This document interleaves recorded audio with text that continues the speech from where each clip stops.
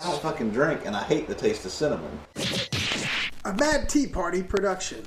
If you enjoy our show, make sure you become a Patreon. Subscribe to us on Apple iTunes, Google Play, and YouTube. Listen to us on iHeartRadio and Spotify. For more information, visit us at videostoretales.com. Now, on with the show. Today I will begin walking the road to hell, but you will choose your own path. Choose the sword, and you will join me. Choose the ball, and you join your mother in death.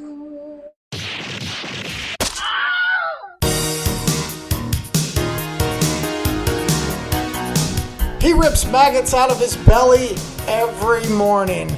Doug Wall!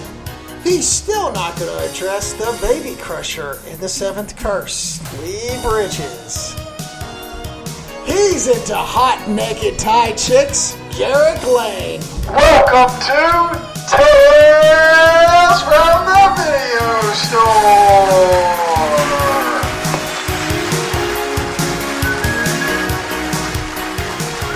You tell him I'm coming. You tell him that I'm fucking coming. I'm in. Oh, yeah, I'm going to see it. Yeah. This is kind of like last week. Yeah. With the Terminator. No, I think this is different because it's not a remake, it's just a sequel. It's similar, but this is not just, Who else could possibly want to piss off John Rambo? That's my biggest problem. Yeah. We've got, it's called Last Blood. We just watched the trailer. The new John Rambo movie.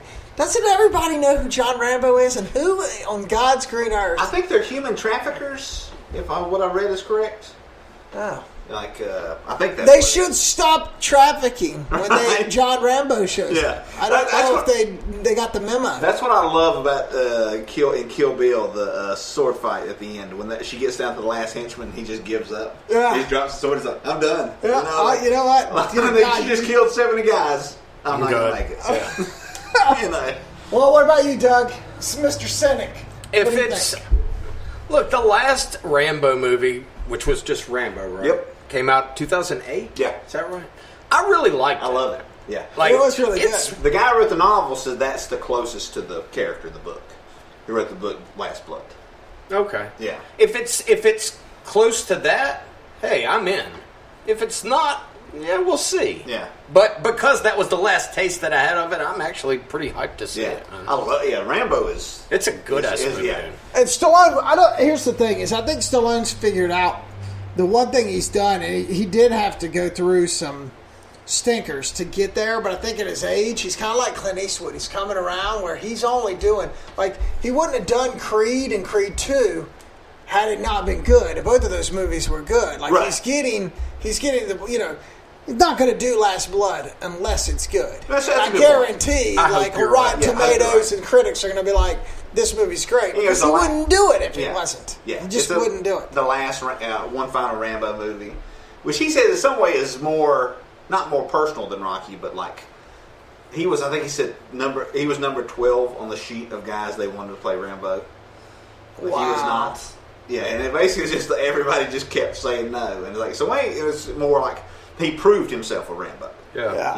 Because between Rocky and First Blood, he didn't have that many successful movies. With the exception of Rocky 2.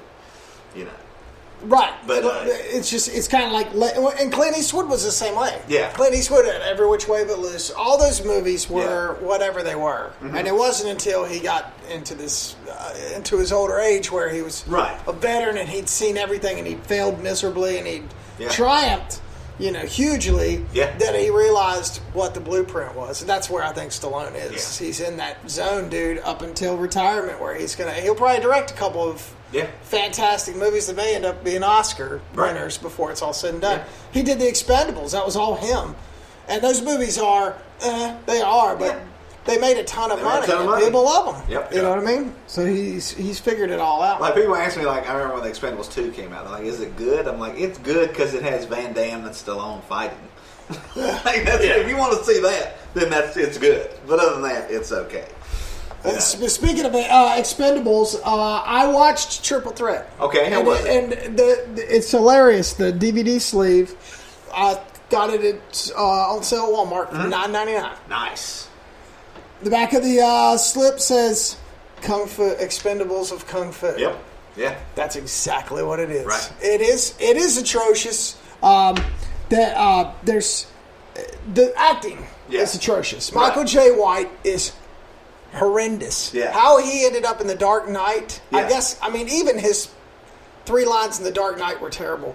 He's terrible. He's terrible. He comes in, the first scene, I feel like he's trying to be Samuel L. Jackson in Pulp Fiction. Like, I'm ready for him to take a bite of a burger and look at everybody and go, okay, flock of seagulls. Like, he's terrible. Right. Terrible. Tony Jaa from the Ong Bak movies is in it. Yep. Iko, and I'm probably going to butcher this, Iko Uwais. Yep. He was in The Night Comes For Us. Yeah, in the Raid films. Yep. Yep. Great. Tiger Chin. Yep. Obviously, Man of Tai Chi, The Matrix, Crouching Tiger, and then Scott Adkins. It was perfect if you just remove the cheesiness of it all. Yeah. The action was great. I will say this, and this is probably nitpicking it because I really didn't want to like it. It had one too many fights. Right. Where it probably could have, like they would, for instance, the end, it seems like instead of having Michael Jai White, which is a bad guy, him and Scott Adkins are bad guys, and then Tony Jaa's a good guy, Iko's a good guy, and Tiger Chin's a good guy. And then there's another dude, and I don't know who he is, but there was 3 main bad guys and 3 main good guys. Right. And they felt like they had to rotate. So they all had to fight each other. Right. They probably could have just had 3 fights. Yeah, had Jai White against Tiger Chin. Yeah. You know what I mean? And they could have just done it that way. And it Right. it drug on. Yeah, it's like the movie is fan service. And then it got quiet. And we're like, okay, cool, it's over. And then he's like, one points at the other and goes, "You'll never shut up." And I'm like, oh, God, they're going to do it again. Yeah. And you're going again. You're like, oh, my gosh, dude, like enough fighting. We're done. Right. Like, because the movie's existence is just fan service. And they were trying to, like, add on. Like, almost too much. Right. It's like, dude, you bought the VIP pass. So you get the meet and greet. You get the extra 15 minutes of pow, right. Powder and freaking... Yeah. It was good, though. I wish that I could make a movie like that because that's impressive. I don't know who the funders shot are. In the trailer when Scott Adkins is running up the alleyway and then he leaps on top of the moving car. Yeah. What is happening there? Because that looks insane. Oh, he's trying to get away. Okay. It's all. I mean, it is insane. Yeah. I won't say that there was anything. It's not like watching a Jackie Chan movie where you're waiting for that. Whoa, dude! Did he just do that? There's nothing real impressive. It's a straight up kung fu. Yeah. Talent. You don't see many crazy, like the movie we watched last week. Yeah. You don't see somebody falling out of falling off a rope. Right. 8 stories up and through glass. Yeah. There's a lot of fighting. Yeah. They rely a lot. They rely heavily on the score and the fights. Yeah. It is fun. Yeah. And you should take it home and take a look at it and tell me what you think. I will. The other piece of shit that I watched was Death Wish. Oh yeah. I can't even believe that I watched it. I'm not real sure. I was on the ropes. It's an R-rated movie. River's right there. He wants to see something, and I'm like, well, this couldn't be that bad. Like it is what it is. But it's Eli Roth, and Eli Roth's fucking terrible. Like he may be worse than Rob Zombie. Yeah. I may have found somebody that I despise worse. Yeah. And that's Eli Roth. It's about, I don't know, it's The Fugitive meets, I don't know, 13 other movies. Yeah. It happens in Chicago. There's some valet guy. Bruce Willis is a doctor. Elizabeth Shue's his wife. And they go to a party, and the valet guy snaps their home picture knowing he's a doctor. To go to the house to rob him. Stuff happens. Wife dies. Daughter ends up in a coma, which honestly is...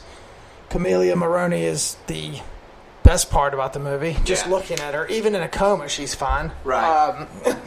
That's and it's actually the best acting in it too. Yeah. It's her in the coma. Right. Well, actually, scratch that. Vincent D'Onofrio was very good too.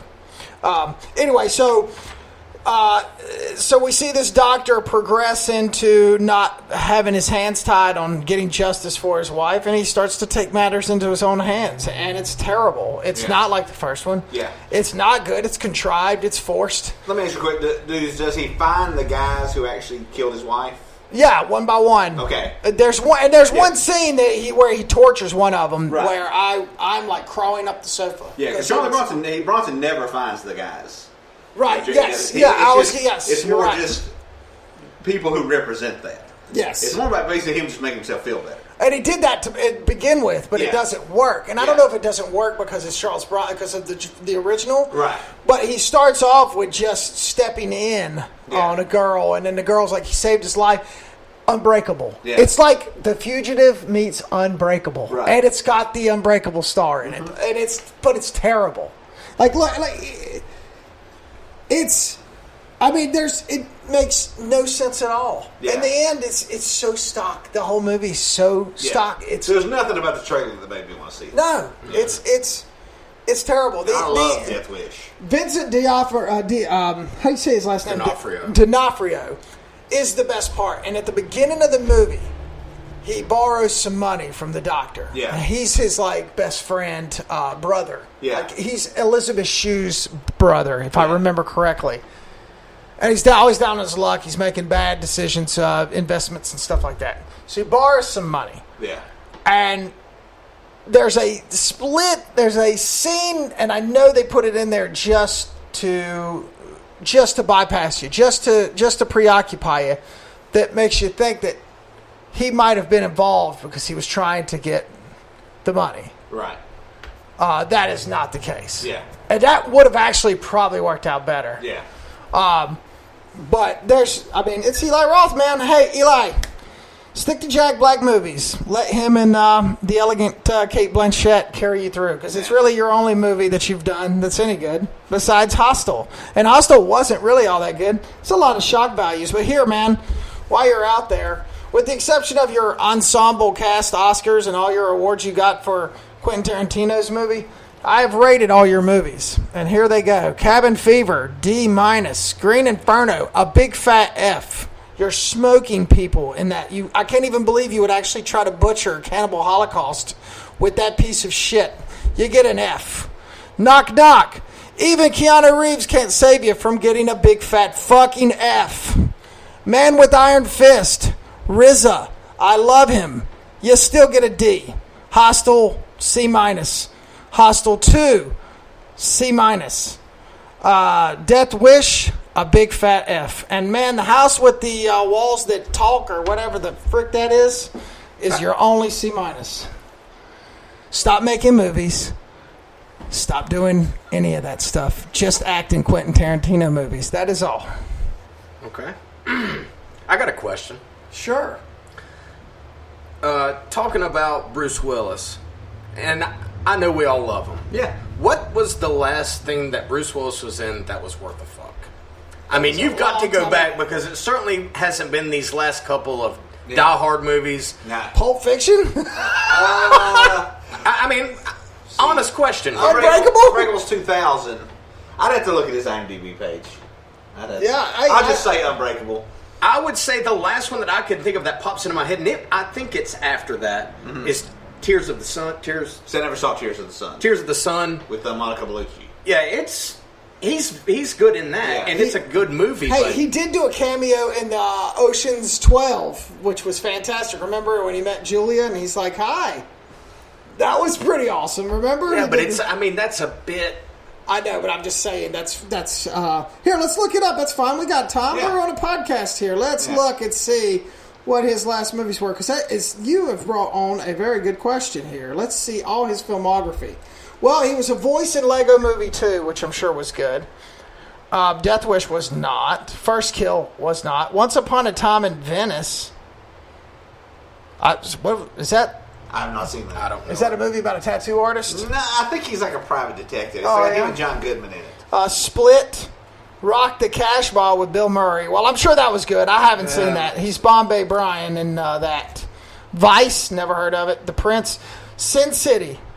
Sin City was his last good movie. There you go. Okay. All right. Yep. Yeah. Which, I mean, for a lot of actors, that's not that bad. There's some actors who haven't been in anything good in 30 years. Would you say Looper? Looper was good. I enjoy Looper. Moonrise Kingdom, he was in Wes's. Yeah. He's fine in that, but he's not great in it. Yeah. No, you're right. I'll say, Expendables 2. I'll say Sin City is the last movie that he's like rated. Great. He's great. Yeah, agreed. Yep. Cop Out being one of his worsts. Yeah. You know, and I noticed, like, during those Live Free, he's done 2 Die Hards. I'm sorry to interrupt. Those two Die Hards, he's almost, like, smiling during all the parts when he just regurgitates the same fucking lines over and over. I got it. Yeah. What? I got it. Give me the shit.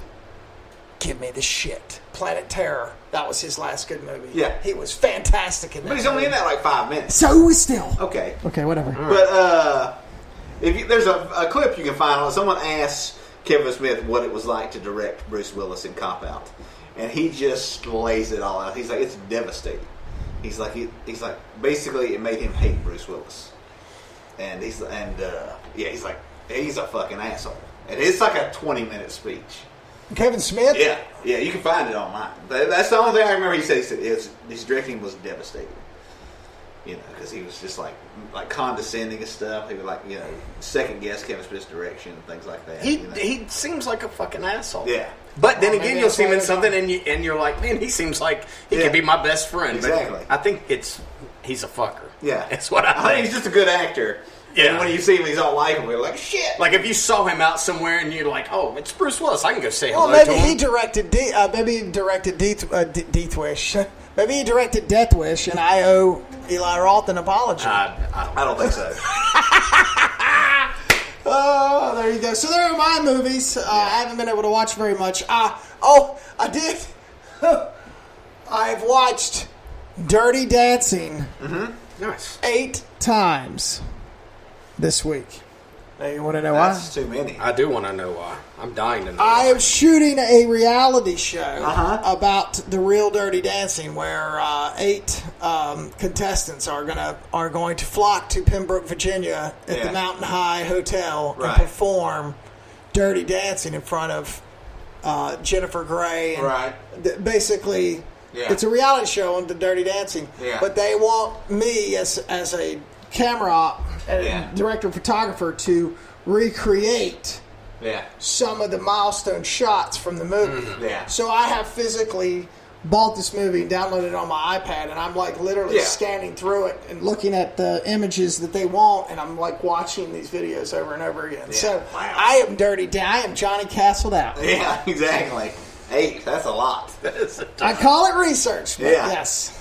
yes. Anyway, there you go. What about you, Doug? I watched 2 movies. Okay. The first one is 2000. I think maybe it came out in 2018 or early 2019. It's called Dragged Across Concrete. Written and directed by Craig Zahler, who we love, Bone Tomahawk, Brawl in Cell Block 99. Absolutely. Starring Mel Gibson and Vince Vaughn. No! I know. Don't do that to me! Look, Don't do that to me. So it's not a Zahler movie? It does not seem like it. And I actually wrote in my notes that this is not the movie I thought I was getting. Right. And it's not that it's a bad movie, but I think fans of his other movies will be disappointed. Basically, Mel Gibson and Vince Vaughn are partners, police officers, and they go to make a bust on this guy. And they drag him out of his apartment and handcuff him to this railing. And Mel Gibson kind of leans on him a little bit. Nothing too crazy. Right. And they go in and they find there's a woman in there, there's drugs in there, there's guns in there. Well, they arrest these people. And somebody was down below recording everything. And so the police chief is like, played by the great Don Johnson, is the police chief. And he's like, look, Is he the best part of the movie? He's only in it like 10 minutes, but yeah, he's pretty good. Wow. Basically, he's like, look, you guys are going to be suspended, and sorry. You've got to rethink kind of how you're approaching things. I'm not saying, he's like, I saw the video and it's not that it's that terrible. It's just this day and age, like anything can be construed any kind of which way. So Gibson comes out and decides that he's going to try and get paid following an informant and trying to find a lead on some money. And Vaughn kind of falls in with him. He's like, yeah, I'm fine with that. And it's comical. Yeah. A lot of it is really lighthearted, them sitting in the car, like, talking, their conversations. It's weird. Yeah. Very little action, very dialogue-oriented. There's a great bank robbery scene in it. And when there is action, it's very good, but it is very, very... Yeah. The runtime had me concerned. Yeah, it's like 2 hours and 20-some minutes, I want to say. Is it really? Yeah, and I just... Like I said, man, it's not a bad movie, but just knowing what you've already seen of his, I had in my mind what I was expecting, and that's just not what it is. Right. So I'm not going to say not watch it, but I'm not going to say run out and get it because it just wasn't that great. Yeah. The other movie that I watched, I have a movie called Three Extremes, and it's a 2004. It's like what do you call them when there's... Anthology, thank you. Fruit Chan is the Hong Kong director. Mm-hmm. There's Miike Takashi. Mm-hmm. It's the Japanese director that did Audition. That's why I bought this movie, is because I loved Audition so much. And then Park Chan-wook, who did Old Boy. Right. Each of them does a little short, and the short done by Fruit Chan is called Dumplings. And it is amazingly disturbing. Mm-hmm. It really is. I can't even talk about it. Why not? I can't say any details of it because just give me one. Give me one good juicy detail. Go ahead, Lee, because I know you've seen this. You might be able to do it better than I. If, like, say you're 20 years from now, you're in your early 60s, you feel you just don't feel as strong as you. And someone gave you some fried dumplings. And told them that you'll look better, you'll feel healthier, you'll be better. And you found out they were made of fetuses. Would you eat them? But your life will be expanded exponentially. Essentially, it's the fountain of youth, but these dumplings have baby parts in them. You'll feel like you were 18 again. Yes, you would. Yes, you'll feel it. Yeah. That's the decision this woman makes. Yeah. And then she makes some other very questionable decisions. Yeah. Bai Ling plays Aunt May, who is the proprietor of makes these specialty dumplings. They're the most expensive you can find in Hong Kong. And it's she's like an ex-TV star who was in some sitcoms or something. And her husband's running around on her, and she's just not looking or feeling all that great. And she starts investing in these dumplings. I have to see this movie. The short is fantastic. It was the best of the three. Oh, yeah. And I thought it would probably be the worst, but it was by far the best of the three. Oh, I shit-talked it before I watched the movie. I was like, Fruit Chan, who the fuck is this guy? Yeah. And I looked at what else he's done, and I haven't seen anything else that he's done. No. The ending of the short is so disturbing. Mm-hmm. But with this anthology came just a separate movie of an extended version of Dumplings that actually has a different ending than the short from Three Extremes. As a chef, I just by rule, I hate fucking food movies. I hate them. This one is completely different, and I love it. And it shows her doing everything, making these dumplings from scratch, presenting them. They're beautiful. And is she going out to snatch these fetuses? She has a way of getting them. I got this movie. You own this? Yeah, I do. Bring it to me. Okay. Can I watch it? I will. But yeah, this is a different animal, man. It's not what I expected at all the first time I saw it. And I even watching it, 15 years later, I still love it. Yeah. The full length is different, but still very, very good. They're have the same characters, but especially the endings are completely different. Nice. If you have not seen or heard of Three Extremes, I highly recommend it. The other two are not terrible stories, but I'm telling you, it's worth it. Yeah. Just for that one. For dumplings, yeah. I like the Chang Park one a lot, the movie director one. Yeah. I think it's really funny in a very sick way. The guy's, he glues the woman's hands to the piano and he's cutting her fingers off one by one. It's oddly, talking about how great this dude's life is. Right, because he puts the big rubber band around the guy and like he can almost reach his wife. And if he grabs her, he won't cut her fingers off. And it keeps like rocketing him back to the wall. It's just, It has this odd sense of humor to it. You got to bring this to me. Yeah. I've got to see this. So that's what I watched. Yeah. Oh, fantastic. That sounds awesome. That beats... Just your description beat the two. Well, I wanted to see something that was going to be freaky because I knew we were doing Seventh Curse, and I knew because it was a lead pick, it was going to be fucked up. So I wanted to get as dirty as I could. Well, I don't care for that statement. But anyway, I'll watch two things. A movie from 2012 called Tai Chi Zero, which is the only Hong Kong Kung Fu movie I've seen that has a lot of CGI that I think works. Because it's structured like a video game. Like when a character comes in, it freeze frames, and it doesn't give you the character, it gives you the actor playing it. Like the main character's dad is portrayed by Andrew Lau, the director of the movie that The Departed is based on, the Infernal Affairs trilogy. Like he comes in and it freeze frames, it's like, hey, it's Andrew Lau, director of the Infernal Affairs trilogy, and it just keeps moving. And when it shows the adult version of the hero, the guy's the freak. It's like, hey, 2008 gold medal wushu champion, and it gives the guy's name. So it's like, who everyone is. And it's like, the CGI is, like, the only movie I can compare it to is really like Edgar Wright's movie Scott Pilgrim versus the World. It's like, the characters almost know they're in a movie. I gotcha. And, but it's like, kind of like, we're talking about, it's an oddly funny movie. Yeah. Like, because the guy, he has this little, like, horn-like growth on his head.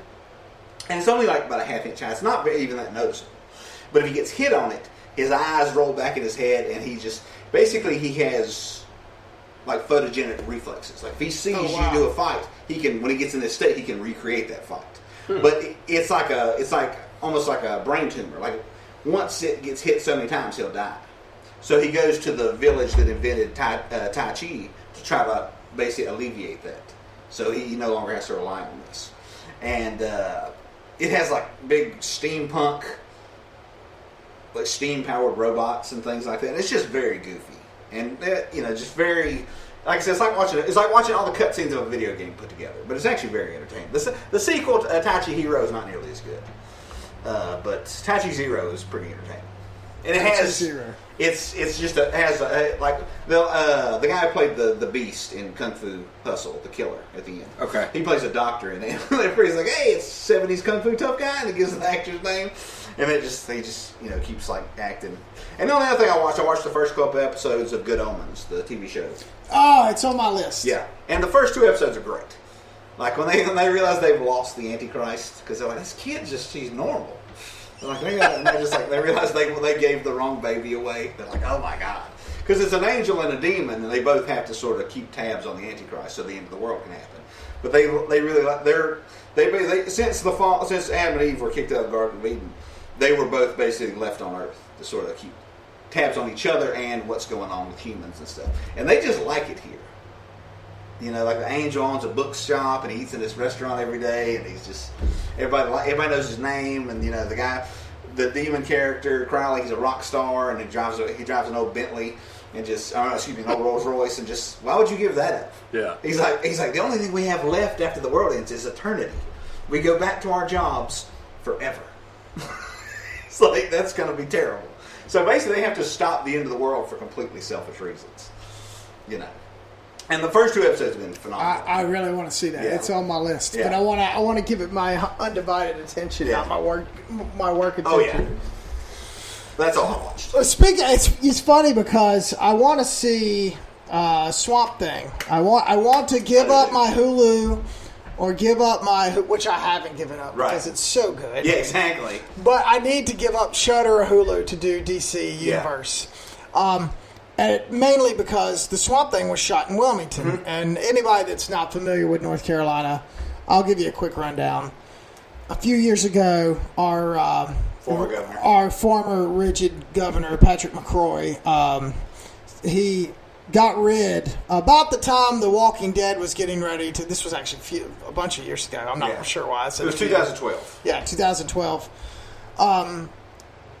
Walking Dead was slated to be going on in Georgia, and suddenly North Carolina, he decided to give away we had tax incentives. So if you come to North Carolina and make a film, you'll have tax breaks, you'll get tax incentives to bring your production to North Carolina. Well, he did away with them. And it has nothing to do with the fact that the billionaires own Chick-fil-A on all those sound stages in Atlanta, and they contributed millions to his campaign.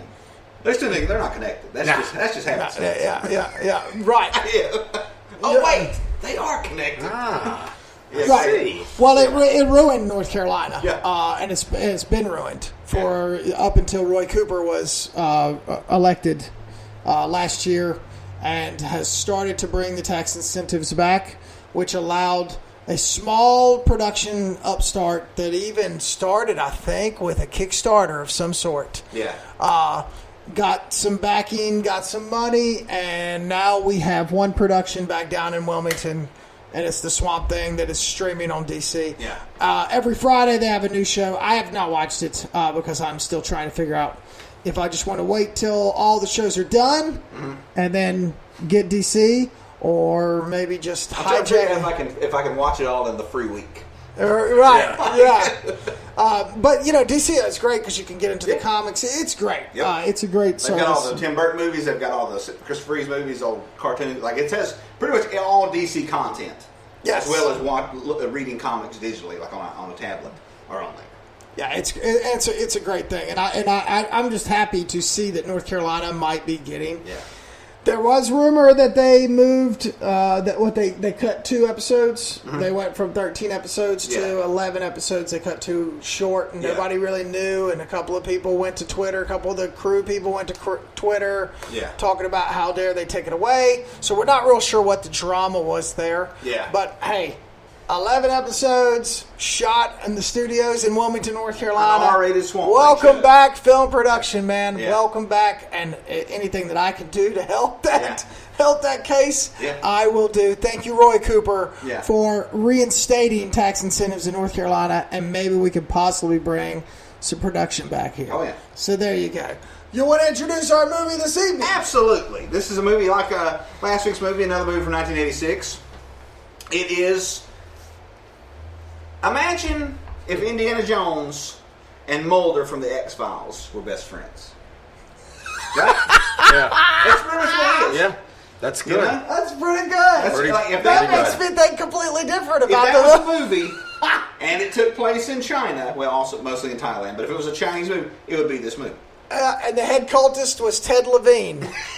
Yeah. It really does remind me of Ted Levine from Silence of the Lambs. Like, I was waiting for him to look right in camera and be like, I'd fuck me. Yeah. I'd fuck me if so Buffalo hard. Bill had a flying fetus bat monster that would people's throats out. It's actually the guy who not wrote the movie, but it's based on a series of novels. Nikon, he wrote.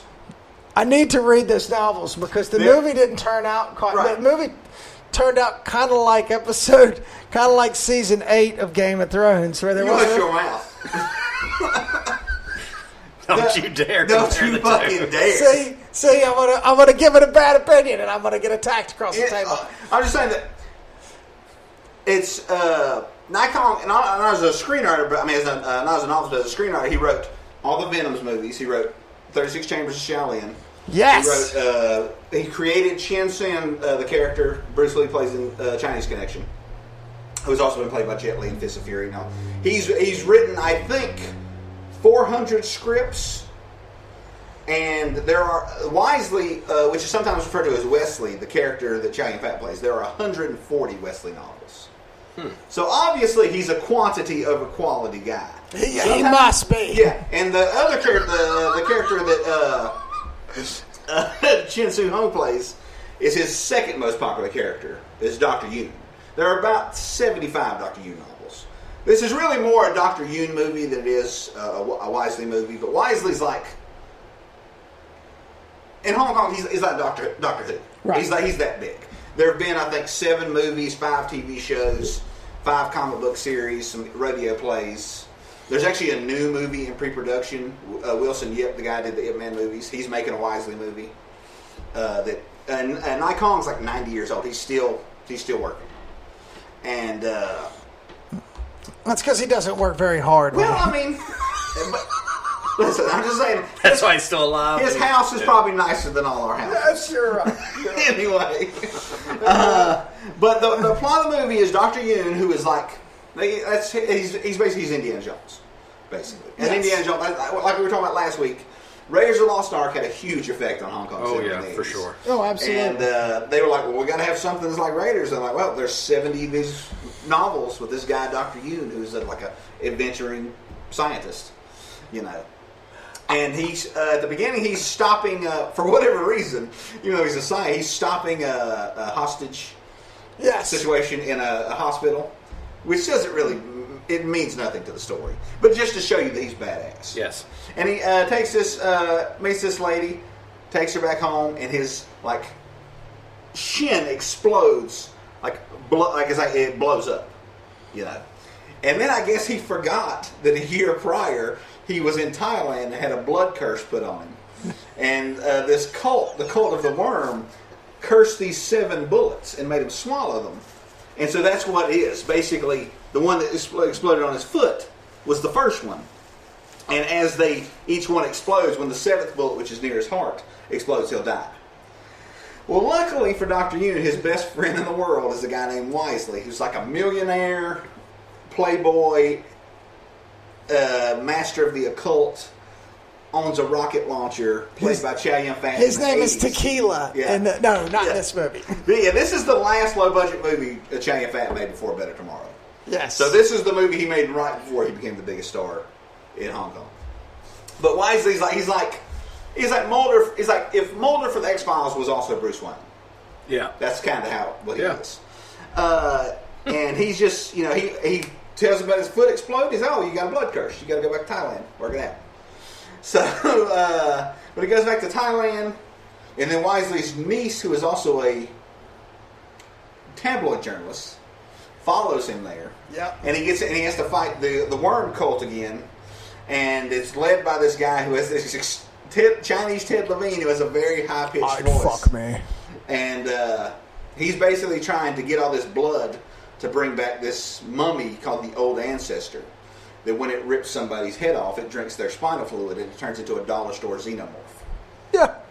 And that's the movie. A dollar store xenomorph is exactly right. And also, the head of the Worm Clan. He made it sound better than it was. What I can only describe as a giant, like a big, deformed fetus with bat wings that he can rip people's throats out.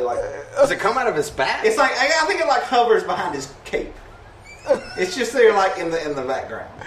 Lee. Yeah. Where the fuck did you find this movie? Well, like I said, I'll tell you. I was listening to the commentary track on, might have been like 36 Chambers of Shaolin. Yeah. And they were like, well, the guy who wrote this movie is also, in China, he's the biggest sci-fi novelist of all time. And he has these characters by this guy named Wisely who does things like, you know, aliens put his brain in a goldfish, and he's like, in a whole novel, he's just in a goldfish bowl. Like the novels are like this movie. They're just crazy. It just it's random and strange, and you know, he's like Stephen King over there. Like his novels are everywhere. All right, so I had to look it up, and then I'm on Prime one day. I look at the list of movies, and I see there's one. It is. I'm like, hey, there's one. Watch this, and it was just insane. And I love insane movies. Oh, I know you do. And I'll start. Yeah, go ahead. It was very uneven. Yeah. It was very random. Oh, it's incredibly random. But for some odd reason, it still was fun. Yeah.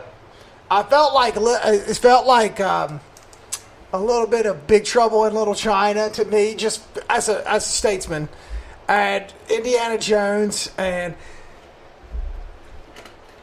okay, it is the 80s. That puppet skeleton was the most ridiculous thing I'd ever seen. But did you see a guy kung fu fight? But I am, yes. My wife is sitting there going, this is my wife, and I wish we were on video right now. Yeah. Through that whole fight, this is what she was doing.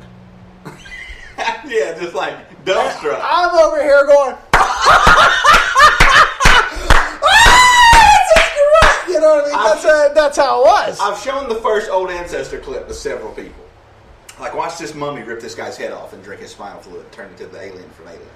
And, like, everybody who watches it is like, that's amazing. I have to watch the rest of this movie. But no one ever does because they have a life. But it's just, it makes no sense or very little. No, I'm unsure what I watched. That was my big notice. I'll say, let's say from 77, which is when the first Venom's movie was released, to 92, which is when Hard Boiled came out. I won't say that period of filmmaking in Hong Kong that's the best movies ever. They are the most entertaining movies ever made. If you want to talk about a golden age of entertainment, to me that's it. Because, like I said, some of the movies don't make a lot of sense, like The Seventh Curse. But it's still entertaining. It's 90 minutes, and trust me, at the end, if you're bored, you're just a boring person, or you just don't, like. Some people could not accept, like your wife could not accept the skeleton. No, she won't accept any of it. Right. But especially when my 13-year-old daughter's sitting there for a minute and I'm like, hey, you need to get out of here. And she's like, hold on 1 second. This was right after the Kung Fu fight, right? Yeah. And then they tie him up and the guy pulls the maggots out of his head and then his knee gets hit and he goes out, he's outside. Yeah. And the lady comes up, the cultist woman comes up and she just decides to take her shirt off. Right. And then Kaylee said, oh, gosh. And we kind of looked down. I said, yep, now can you get out, please? And she's like, yep, we're going to get out. Yeah. But it was just so random. Yeah. The whole movie was completely random. However, I did have fun. It's fun. That's what it's all about. It's fun. It's fun in a really bad way. And, the best part is, the freeze frame at the end with Chow Yun-Fat when he's got his pipe and he's got his wine. Like, I don't know. The old guys. It was good. It was not. It's a horrible movie, and I'm going to tell you for the first time ever, I'm going to say don't rent it. Yeah. But. Right. If you like this. Yeah. If you're like Lee, Casey. Yeah. Johnny Zuko, a lot of the guys that are on our Facebook page. You guys will probably watch it. People like my wife, normal people that are listening, maybe. Normal people don't listen to this show. Chip Berger, Mike D. Silvestri, Michael Ward, who listen to this. Yeah, okay. You will never get through this movie. Right. Ever get through this movie. Yeah. It's fucking awful. It's fucking amazing. It's fucking awful. I will watch this 1,000 times before I watch The Phantom Thread again.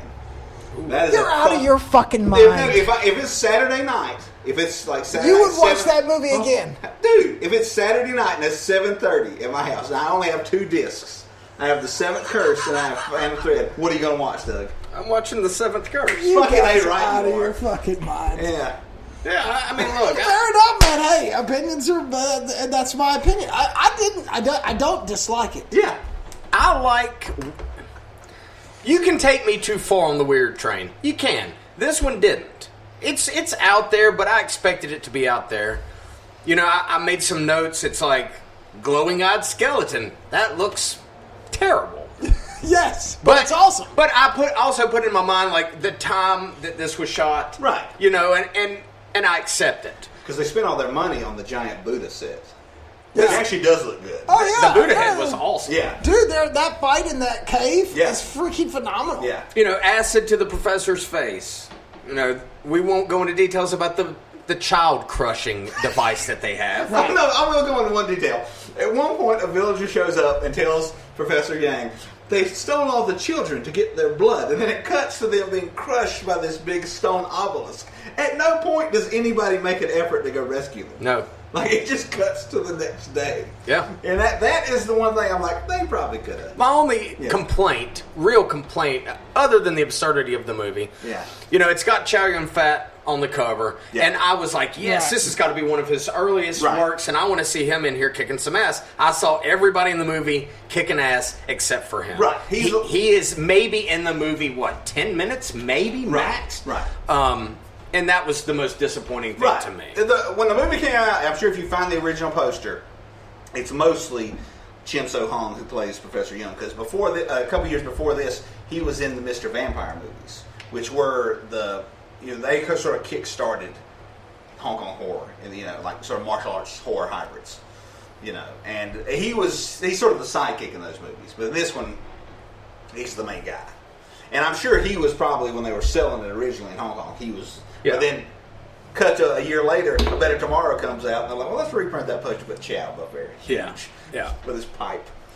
Yeah, probably to sell some more units. Oh yeah, exactly. And the fighting is great in this. Yeah. Oh, yeah. I mean, there's some excellent scenes. It's just none of them had Chow in it, and that I was like, I looked up, I paused it, and there was like 12 minutes left, and I was like, here he comes, he's going to do it. Like they're going to bring him in at the end, he's going to kick ass. Right. He does come at the end, he does do something, but it's not really not what I was expecting. But he does do something awesome. He does, yes. Yeah. I mean, it's a cult kung fu is what it is. You know, it's it's splatter kung fu, and it's great. And like I said, let me not look like the bad guy. Well, no, you just have to be you have to like certain kinds of movies to even approach something like this. I am going to look at this with both of you guys giving it a thumbs up for all our eclectic movie watchers. Yeah, for sure. I'm going to be the normal guy today because I would watch The Phantom Thread. Oh, absolutely you would. I would Mark Rose it. I would watch The Phantom Thread again before I would watch The Seventh Curse. I saw The Seventh Curse. I watched it twice just to make sure I got it all. Yeah. Fair enough. One time I paid attention, and then the other time I'm just kind of, here comes that one part. I just want to watch that girl get out of that Thai girl get out of the water. Yes. And then the maggots. Yeah. Some of it was great. Yeah. But it is definitely... It's a jumbled mess. I mean, it doesn't flow at all. And once I got about 20 minutes in, and I'm like, I have no fucking idea what's going on. Just sit back and watch it, man. It's a party movie. Yeah, you're trying to kind of piece together a storyline. Forget it. Yeah. Just watch it. Yeah. Don't try and draw anything from it, and you'll be entertained. Yeah. It's an acquired taste. Oh yes, absolutely. 100%. Baby Demon versus Xenomorph at the end, which was really something. And one skip it. There you go. Garrick Lane's first skip it. Nice. But I'm skipping it for reasons. With an asterisk. Yes, that's a good. There's an asterisk at the end of the skip. There you go. We got some news. I do. Interesting news. Interesting, right? Apparently, when Django came out, there was a DC Vertigo, DC's adult comics. I put out a Django Meet the Zorro comic. That sounds fun. And actually, Jared Carmichael, who's a stand-up from Charlotte, who had a TV show on NBC a couple years ago, he is basically, Tarantino's going to have him write the Django Meet Zorro movie. And, what? And, because Tarantino's only got one more movie. That's what he says. He said, we're going to go for this conversation that after the movie he directs after Once Upon a Time in Hollywood will be his last movie. That would be an interesting way for him to continue just as a producer.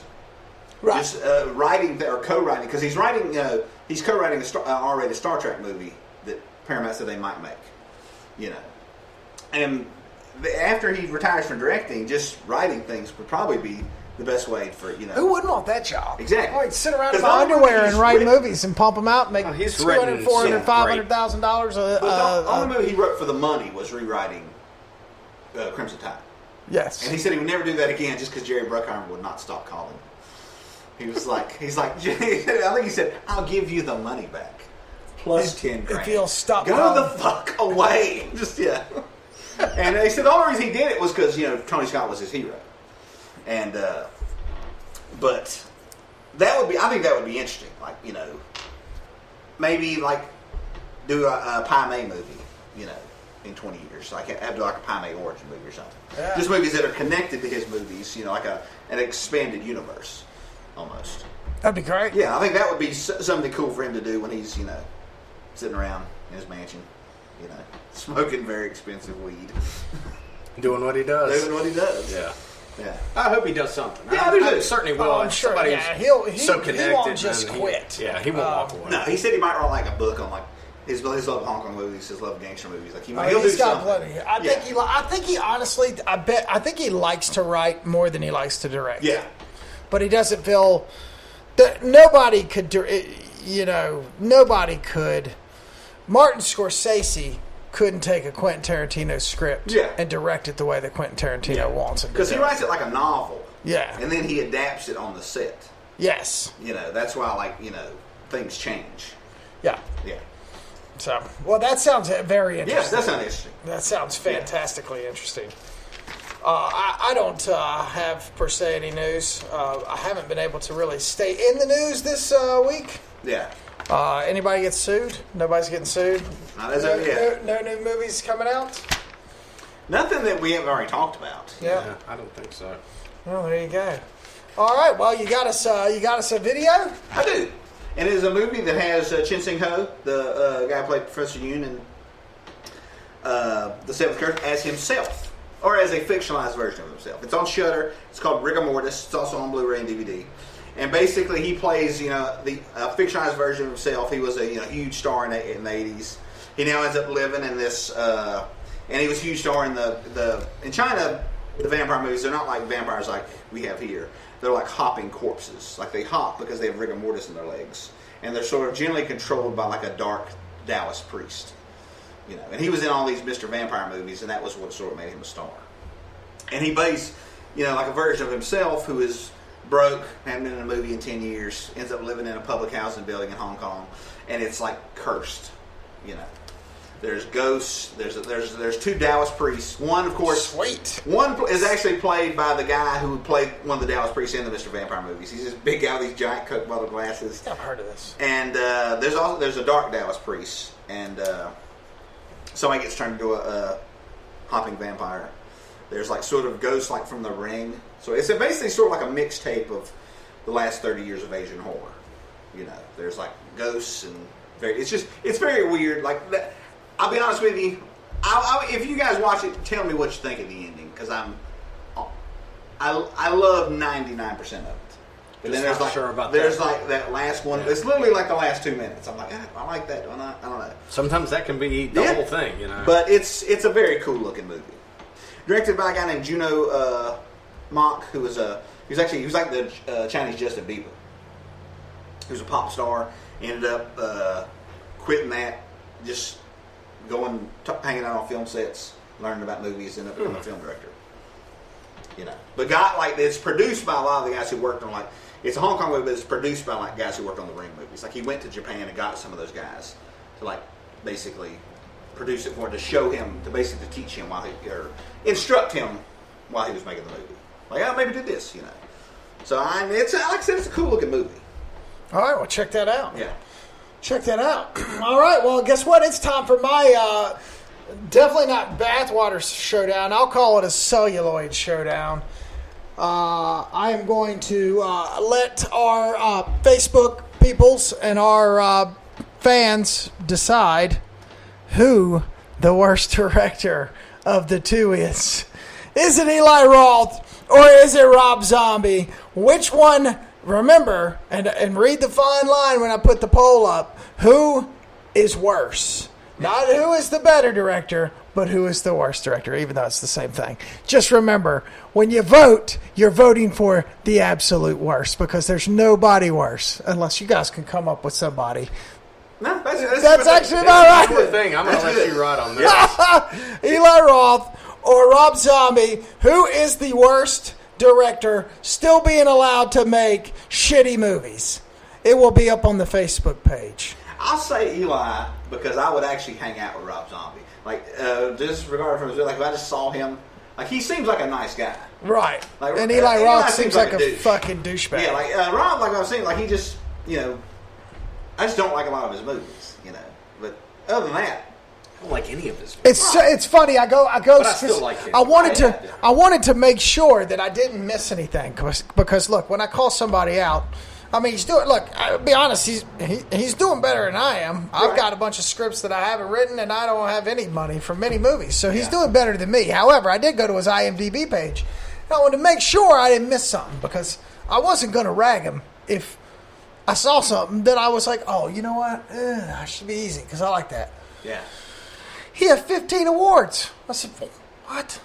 He's got 15 awards? What? Are you kidding me? So I look into the 15 awards. 13 of them are Best Ensemble from SAG. Right. Best Ensemble for Inglourious Bastards. Yeah. That's what he's got. Yeah. That's all he's got. Yeah.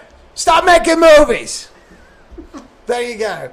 Well, on a better note, I do have one announcement. Okay. When I was a child, a couple years back in the 80s, sometime in the 80s, my father used to take me to this great amusement park up at the top of Beach Mountain during the summer. In the wintertime, it's the best ski slope there can be. In the summertime, it was the Land of Oz. And rich man from up that in that residence had actually built an amusement park, and his name slipped my mind, and I should have written it down, but he had created an amusement park where kids would come, and all the actors, Scarecrow, and everybody was there, and there was an Emerald City, and man, it was good times. And I remember on three occasions going to that amusement park and having such a good time. Well, a fire started the end of the demise of this park. Half of it burned down during a drought summer, and then it was vandalized, and then they closed the doors.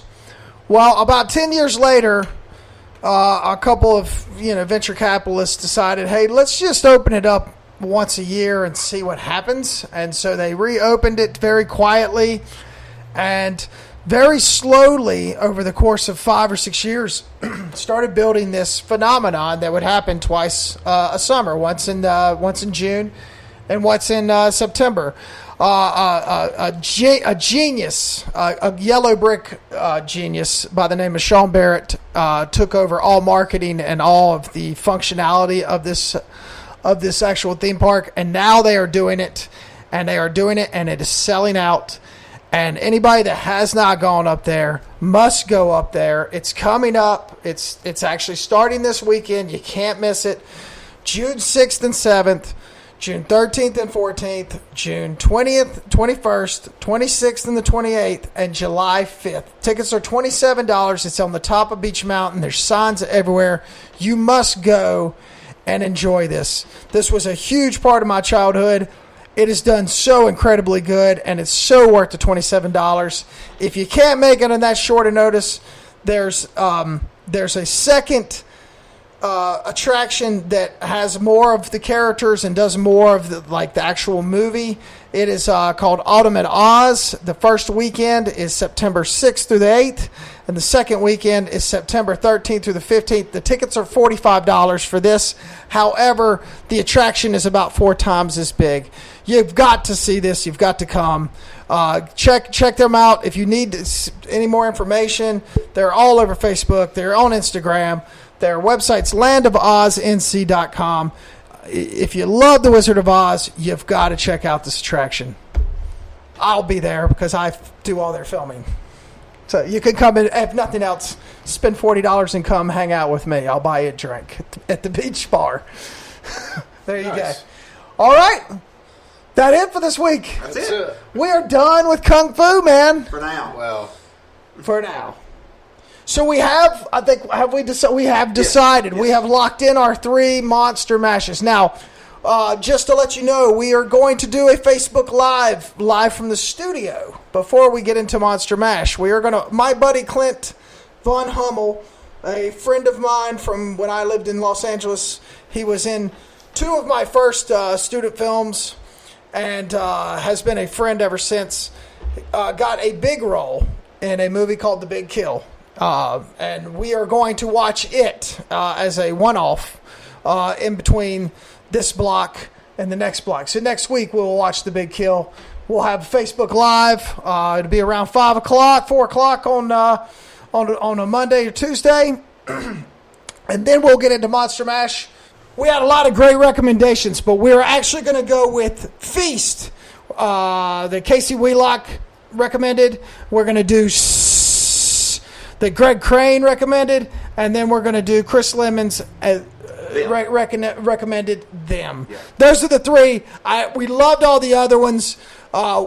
We made a choice based on accessibility and movies that actually we had not seen, whereas some of the ones that were suggested we had seen a few times, and I'm like, well, we've seen them. I want to stump Lee, actually, because Lee, he's already, and I'm sure he's seen all these movies. But either way, that's the rundown for the next couple of months. We're gonna do the Big Kill, and then we're gonna do 3 blocks of Monster Mash. So that's it for Kung Fu, man. We're out. Yep. And that'll do it. We'll see you next week. Facebook Live. Thank you for listening to this episode of Tales from the Video Store. This episode sponsored by Shudder. Oh, the horror. All streaming for you. Recorded in Underland.